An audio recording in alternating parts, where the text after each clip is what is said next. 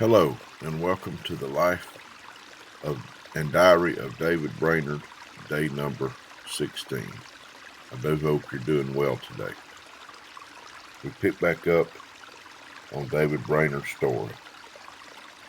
And hence, I put it off for a minute or two, and I tried for better circumstances to do it, and either I must read a passage or two, or pray first, or something of the like manner, or else put off my submission to God's sovereignty with an objection that I don't know how to submit.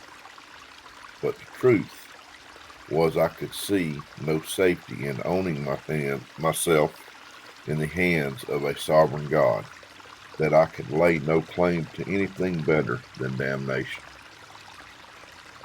But after a considerable time spent in such like exercises and distresses, one morning, while I was walking in a solitary place as usual, I at once saw that all my contrivances and projects to effect or procure deliverance and salvation for myself were utterly in vain.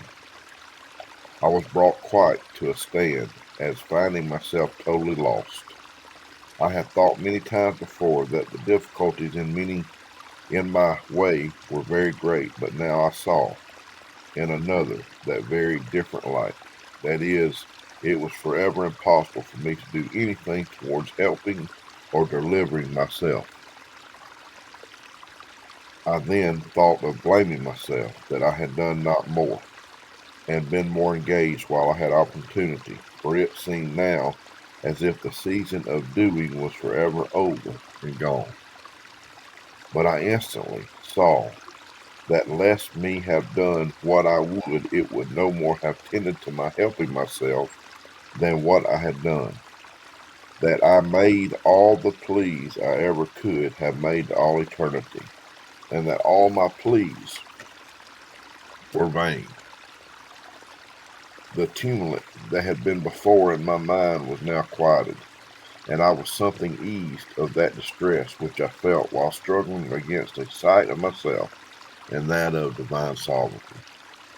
I had the greatest certainty that my state was forever miserable, for all that I could do, and wondered that I had ever been sensible of it before. While I remained in this state, my notions respecting my duties were quite different from what I had been entertained in times past. Before this, the more I did in duty, the more hard I thought it would be for God to cast me off, though at the same time I confessed and thought I saw that there was no goodness or merit in my duties. But now, the more I did in prayer or any other duty, the more I saw I was indebted to God for allowing me to ask for mercy, for I saw it was self-interest that had led me to pray, and that I had never once prayed from any respect to the glory of God. Now I saw there was no necessary connection between my prayers and the bestowment of divine mercy that laid not least obligation upon God to bestow grace upon me, and that there was no more virtue or goodness in them than there would be in my paddling with my hand in the water, which was the comparison I had in my mind. And this because they were not performed from any love or regard to God. I saw that I had been heaping up my devotions before God, fasting, praying, pretending, and indeed really thinking sometimes that I was aiming to the glory of God, whereas I never once truly intended, but only my own happiness.